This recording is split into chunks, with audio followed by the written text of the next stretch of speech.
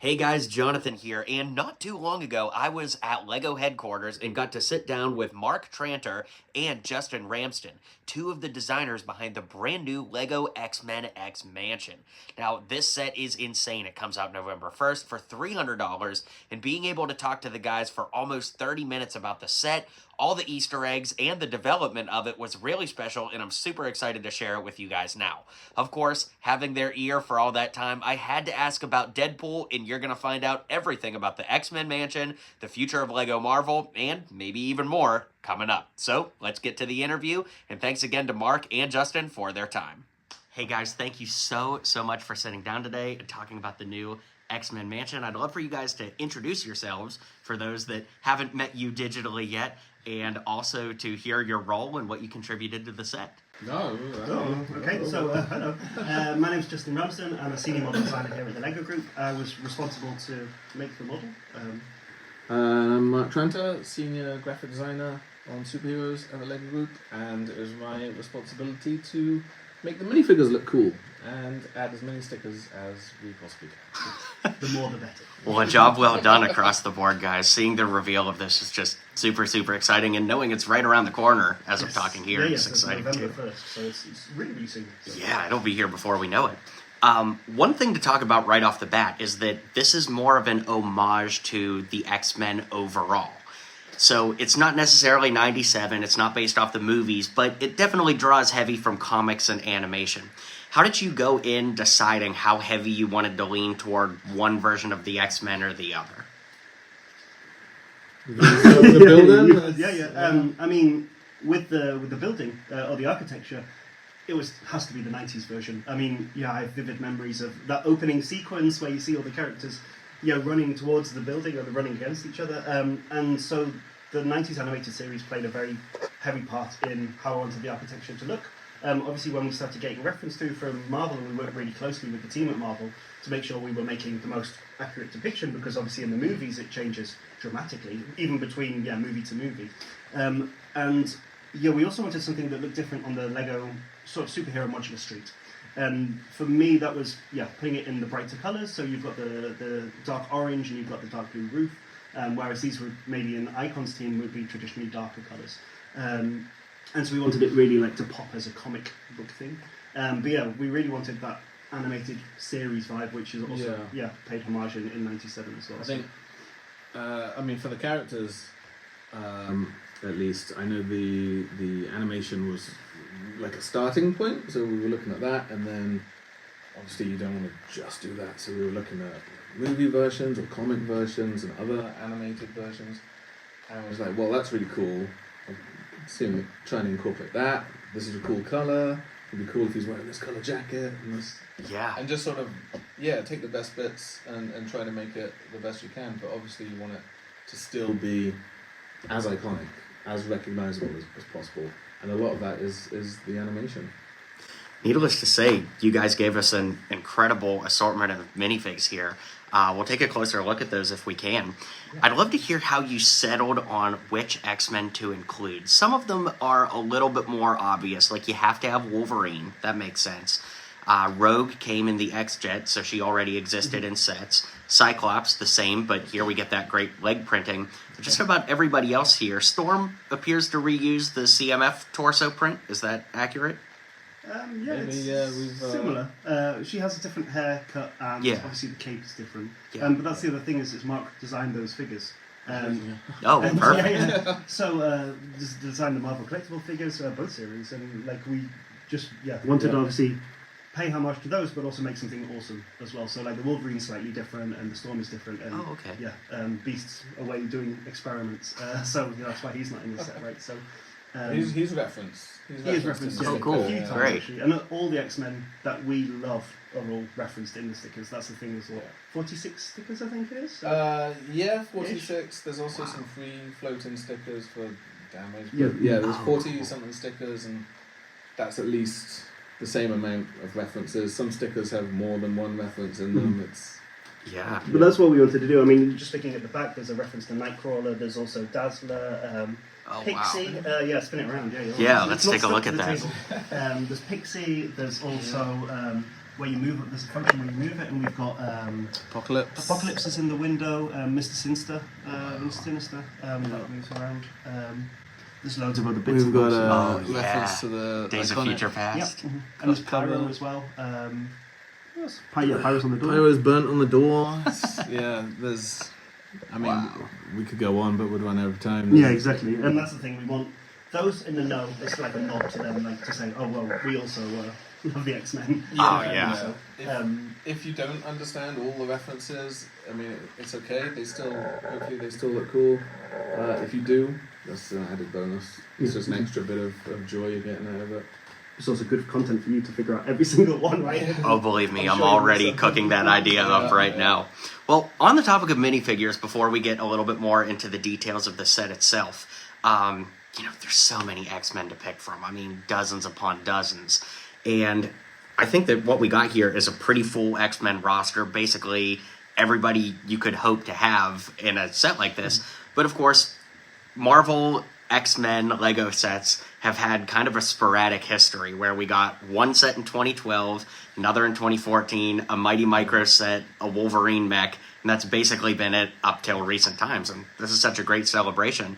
The elephant in the room, of course, is Deadpool, with the new movie being as, smash hit as it is. Was there ever a conversation to have Deadpool here? Because he is X-Men adjacent. Sometimes he counts, sometimes he doesn't. Yeah. He first appeared in New Mutants, which is X-Men, but I bring him up every time I can, but everyone's just like, shut up, Mark. Why is that? Because I love Deadpool. Well, why is it that they tell you to shut up? I've lost track so of much. Yeah. I don't know whose decision it is. Like, we obviously can give input. Like, oh, this would be really cool, but there's reasons, there's factors that we don't know. So yeah, but you do get Wolverine in, so you get one character from that. Yeah, that is a good point. Yeah. So, we've done one half of the. And Gambit, he was in the movie too. I didn't want to spoil it, but for those who haven't seen it. Oh, if they haven't seen it by now, that's on them. But that's the thing. Like, there's so many mutants to choose from, and so we chose the ones that are most iconic and worked with Marvel to say, like, these are who we want. Because Mark and I could have gone on and on and on, and that's not to say that those figures aren't designed. It's just maybe they just don't come out yet, and maybe they'll never see the light of day. But maybe, and one of the things is we might have had some of them designed because, like we say, we're all fans. This is something that we love to do. Maybe they just haven't found a place in the portfolio yet. Maybe they will. Maybe they won't. I mean. I hope we can keep doing X-Men sets because we're all massive fans. Yeah. So. Just for clarity, is that a Lego decision? Is that a Marvel IP partner decision? When a figure can't be included? Maybe not necessarily Deadpool. Let's say you want to put, a multiversal version of Doc Ock in a set. Well, when it comes to the figures, it's always a back and forth. Mm-hmm. So obviously we, as fans, we have figures that, I'd love to do this one. And then we could present them with a lineup, and then Marvel will come back. Oh, but we'd like to push this, and so then we take that and we back and forth until we settle on something that hopefully pleases everyone. So it can be 50-50. Yeah, sometimes we can add in the extra spice. So I remember when we did the Avengers Tower, we got to put Kevin Feige in, or like a battle damaged Mark 6 Iron Man. So there's ways that we can add novelty sometimes where it's just it's another Gambit figure or another Jean Grey and stuff. Although these are the first time we've done those. Although we had Phoenix in 2012. Comic-Con exclusive. So that's the first time I was Jean Grey, right? With the new hair colour, it's 402, the reddish orange. Wow, that's awesome. Pretty cool. So that is exciting. Well, let's go ahead and just take a quick look at the minifigs. That's right. Yeah, exactly. Yeah. Professor X using Michael Scott's torso there, creative reuse. New legs on Cyclops, Jean Grey's all new, Gambit's entirely new, using that Han Solo hair. Let's get a look at that. Oh, yeah, that's cool. Oh, my gosh. Rogue, oh, my gosh, the more I look at Gambit. Yeah, he's so good. Come on, that's a standout that's figure That's the ones here. that we wanted, from day one. Day one. Gambit has to be in. That is amazing. Sit down to talk about figures, we need to talk about Gambit. Yep. Gambit. Well, I'm glad he won the battle and came out on top. Got Storm.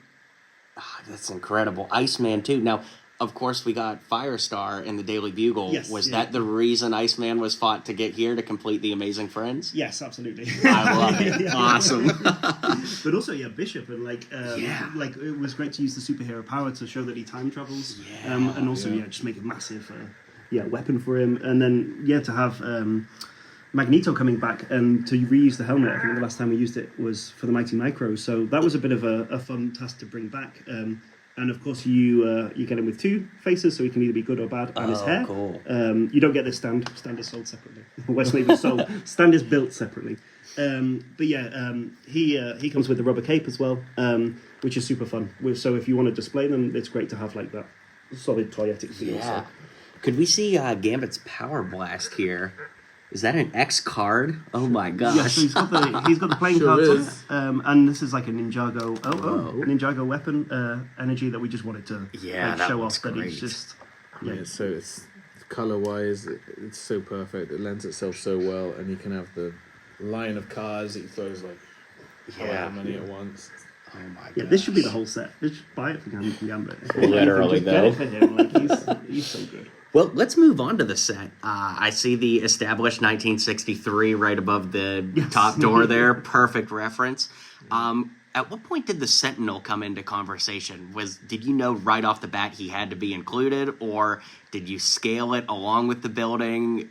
Yeah, so the Sentinels come in different formats. I guess the first start that we had was when Mark did the collectible minifigures. He did the head of the Sentinel that came with Wolverine, and so that sort of set the scale. Yeah, the damage, and that was based off the 2014 X-Jet. I think the other dates. It is a lot of dates to remember. So it's based off the X-Jet version, and that Sentinel was super nice. But then when we released Salter from for Ragnarok, we were like, oh, that's a nice little scale that we've got going on there. And Junior, who sits next to me, he's amazing at making mechs and sort of brick-built characters. And so I was like, well, maybe the Sentinel could fit into that world. And we've tried different scales, like, could it be the size of the buildable action figures, or could it be the size of the Sentinels? And for me, we're selling the X-Mansion. Of course, it'd be great to have a huge Sentinel, but, I mean, the Sentinels vary in different scales throughout the comics. So we landed on this one. The cool thing is as Mark said, you get some stickers for damage. So you can put damage stickers all over him and make it look like it's beaten up. As if I wasn't buying two before. Exactly. Yeah. And also the middle floor stackable. So if you buy two, you can make it even taller. That is amazing. That's where I'm going to want to go next, talking about this. You mentioned about the Sentinel at different scales. Was it a conversation earlier for the Sentinel to be its own set like Surtur, and then it just got included here? Yeah, yes and no. I mean, like for us, it was the X-Mansion through and through, and it comes through with different things. Like at one point, Wolverine on a bike could have been a set by himself, but then we thought, okay, let's do the mansion, and then you can sort of see where we did the Avengers Tower that came with the Leviathan, when we did the Bugle that came with the taxi, and so it needed like this extra superhero thing. And so watching the cartoons, reading the comics, they're always being attacked by something or other, and the Sentinel made perfect sense here, and also to add that extra superhero like color and pop and wowness. So the Sentinel is in X-Men lore, like it's such a prominent character in itself. I mean, they are just mindless robots, but they are like the same as the mansion. It's its own character. It's so many variations. It would be a shame not to include it in some form. Yeah, it's incredible. Well, let's go ahead and start opening up the mansion. It's incredibly modular from what I saw earlier. So, Justin, I'll let you take the lead and show us what you got. Well, first I have to show off the roof exploding. That's the main thing. Oh, wow. Damage. So the coupler explodes and you reveal Magneto, or it could be Storm or whoever. I really like the idea that Magneto's just playing around with all the metal in the building. Look at that. I should have him there standing. Actually, he can float. He can hover on the drain lid or Oh, whatever. that's so cool. See, we have a lot of fun while we're designing these sets, probably more than actually designing them. And then, so this is the first floor, if it were. So you've got the danger room, and again, there's there's a chessboard for when Xavier plays against Magneto. You've got the sort of the lab. We've got the Cerebro screen, which references like any of the Cerebro from the films, I guess. Like that first Cerebro. They're all pretty similar, so we thought that would be an obvious and the image. Cool thing is, if you can see it on the camera, is you can take off the helmet and put it on Professor X. So you can go and live there. Cool. We've got the MRI scanner where they find out that Wolverine has the metal inside him. Wow. And actually, the fun thing about this is this was I asked one of my friends, Neek, to make me this MRI scanner because his mum invented the technology or was part of the team that designed the technology for MRI scanners. And so I was like, whoa, that's a pretty cool, That's a cool Easter egg in and of itself. Wow. Then we've got a Beast Lab. So as you can see, he's had to rush out. So he's spilt his coffee there. We've got a dorm room. So you've got Wolverine's bed and another X-Men. And then, the Statue of Liberty for when they went to the Statue of Liberty in the first film. The bubblegum, so Jubilee's hidden pink bubblegum everywhere. There's 8 pieces, so there's 8 pieces for you to find. The awesome comic cover that Mark did. And then, the Danger Room. Of course, we blast this. So, it's amazing that you can actually, take out these different walls. So you get 4 different walls, and you can reconfigure however you would like. I know originally the Danger Room is in the basement, but in this one we wanted to sink this floor and then just have this really tall, high room. Because of course, apart from Gringotts, we've never had a basement modular building. And then popping this. Then we come to the ground floor. No, thank you. So you've got the lobby room with the X on the carpet. So if you didn't know it was X-Men, then you definitely know it's X-Men. Spoiler, yeah. And you've got a library. It's got a cookbook for Gambit's got a cookbook, and I think there's advanced science for Beast or something. Cool. There's a moving board. The travel guide makes an appearance. So if you remember in the Sanctum Sanctorum, so now it's Japan. So for referencing Wolverine's trips. My favourite thing, I don't know if you can take this one off here, is there's an online meeting where it's Beast teaching a lesson. Oh my gosh, upside down. And it's the first class of the day. So I was like, wow. You guys are geniuses, I swear. Looks like we got a news going on here. Can I just show the chalkboard? Oh, whoa. That's one of my favourites because it's important information and it's scribbled off and Wolverine's flying next, You've got the iconic sliding door function. So you've got the X and it reveals into the Danger Room. Oh my gosh. And then it's sunken down. You've got the iconic dumpster, and then you open up this, and I'm trying to think what we have in here. There's one of Jubilee's chewing gums, and there's the fedora for Beast, a cutlass for Nightcrawler, and the 5 coin from Magneto. Oh so my he uses a coin to do stuff with people. And then Toad on the top. Yeah, we always mention to forget Toad as the figure. Whether or not it is Toad, who knows. It's a Toad. It's a Toad. I noticed the same elevator company from Avengers Tower installed this elevator. Very good. So a lot of the builds we like to repeat in Marvel modulars. So the bin, the trash can color, the the fire hydrant, the lamppost. So if you have that street, or you compare it to other modular buildings, it's all in a world. Wow. And then the beauty is that you can split it into 3 parts. So these Technic axles are in, so you can sort of carry it as a whole, but also you can remove them and put the studs in, which you get in the trash can. But the idea is then you can make a smaller version if you only want a 38 by 48 by 48 base plate, 38 by 38 base plate. I forget my terminology. And make a really tiny mansion. And also the guns on the lawn, that was another fun thing. We got sent one of the cartoons from Marvel. I've forgotten which episode it was. And they have guns that come out the lawn of the X-Mansion. I was like, that needs to go in. Oh, of course.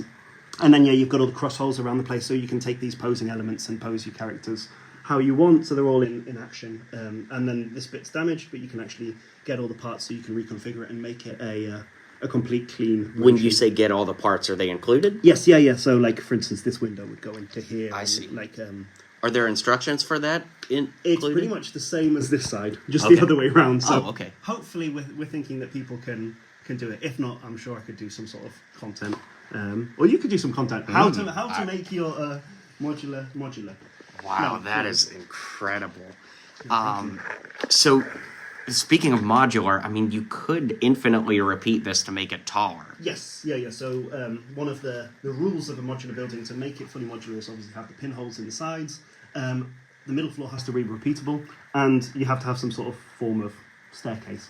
So we have the elevator here, so you can of course make it stackable, and it's wheelchair accessible for Professor X because he can hover. It's a hover chair. So, do you have any tips for builders when they try to go up a floor? Let's say they buy 2 copies. Any building instructions or tips that you might offer to? I mean, just keep on buying them and keep on stacking them and see how high you go, because the more you stack, the more sets you get, which means the more Sentinels you get. And the more Gambits you get. So the more Gambit figures you can have in your set is a sheer sign of pure awesomeness. And I guess the great thing about this is because it splits into 3, you get 3 building instructions. You could build it with 3 people or build it by yourself. So if you do build it with 3 people, you could then in theory buy 3 copies and all build a full set. Wow. And then stack it. And then clip this onto this side and this onto that and top of it and on and on and on. Endless fun, right? So That is absolutely incredible. Could we see the back too, please? yeah, sure. I mean, it's now all destroyed, so we should have brought a The Sentinel is working hard. Yeah, exactly. And the cool thing is with this as well is you get 24 bags. So if you wanted to, you could build one every day for the festive season, and you actually end on bag 24. Spoiler, with Magneto. Wow. So I like to think of him as some sort of like Santa Claus, I guess, figure. That is with his white hair and his red clothes. That looks amazing. I don't know how Marvel will say, but I think he'll be fine. Magneto is Santa. Sorry. Wow, guys, this is phenomenal. When did you start working on this?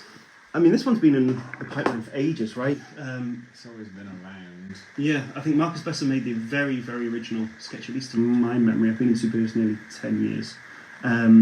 And originally it wasn't, we didn't even think of putting it in a base plate. It was going to be this tan building and it was going to live by itself. And then I guess, it's only until we saw the success of the Daily Bugle, or when the Bugle was getting sketched up, that we were like, oh, hang on, we could maybe do a series of these. And so then the Sanctum came along, because obviously Doctor Strange 2 was coming out and Multiverse of Madness, and we were like, maybe it makes sense then to do another one. And so Avengers Tower seemed the next fit. And then, well, also, what do we do after the Avengers Tower? Well, it has to be X-Mansion. So the question is, what's next? And we have a few ideas, and we'd love to know your thoughts, right, of what you would like. But let's see where it goes on this one. But at the moment, it's pretty fun. Amazing. Well, guys, this build is absolutely incredible. I'm just blown away. It's phenomenal. I'm really excited to get it built myself and see all those Easter eggs up close. And, there's always Easter eggs in the instructions, too, which are fun. So, you were just touching on the fact that you guys have many, many concepts for the future of this. When I spoke to you guys last year, I asked about Avengers Tower, and I had said, that's kind of the magnum opus of everything Marvel as far as buildings go, and, just asking if there was hope for the fans out there that it could continue on, and it certainly has, so it'll be really exciting to see where we might go from here. I've even got goosebumps now when you're talking about it. I'm like, oh my goodness, where are we going to go? What are we going to do? Yeah. I mean, we've got, so many years of Marvel history to look back on and also look forward to. So, who knows where this franchise is going. But as long as we're still employed to make cool toys and based on Marvel films or comic books, and I'm all for it. So I love it. Just one final question on this. When you were conceptualizing it, do you have to run the Easter eggs and references and hey, we want to pull this from this movie and we want to pull this from the comics? Does all that have to get run through Marvel? Yes. We do now, we started doing it a few years ago. I think it was the Sanctum was the first one, because we'd send them the sticker, and again, that one has a ton of stickers. And they're like, what? Marvel came out, I don't know what this is. What does this mean? Oh, that's a reference to the. Oh, what about this? Isn't it? We'll just make a list from now on, just so that we're super clear and we're not trying to hide anything that we shouldn't be hiding in there. So. And also because it is a collaboration between us and them. They also have come back with ideas oh my goodness, instead of putting your name on the registration plate, maybe we could issue XYZ of this comic. Cool. So they contribute too. Exactly. Nice. And then they'll send us reference have you seen in the back of this shot? There's this and this and this. And so it's super nice that we can work with our partners in that way, because they're also super keen to sneak things in. Yeah. And I'd rather use that space on a sticker sheet to do that than my cat's birthday or whatever. So of course they're fun. A good example was when we did the first line of Marvel minifigures. We've got Agatha from WandaVision, and we were like, what face could we? We should do the meme face where she's winking. And Marvel actually came back and said, hey guys, did you ever think of doing the meme face? That would be really cool. And we're like, what a great idea! It's the same with Wolverine being sad on the bed. That was like the other thing. Oh, They were that's like, incredible. This has to go in, and we're like, yeah, great. Cool. Good. I love knowing that they're collaborative like that and that they're into it too. That's great. Yeah. Well, thank you guys so much for this. We'll wrap it up, Thank you. and I'll just say from the Mini Superheroes Today community, thank you, and also please bring us Deadpool someday, please. We've had many variants. It's fun. Yeah. Well, thank you guys so much. Thank you. No problem.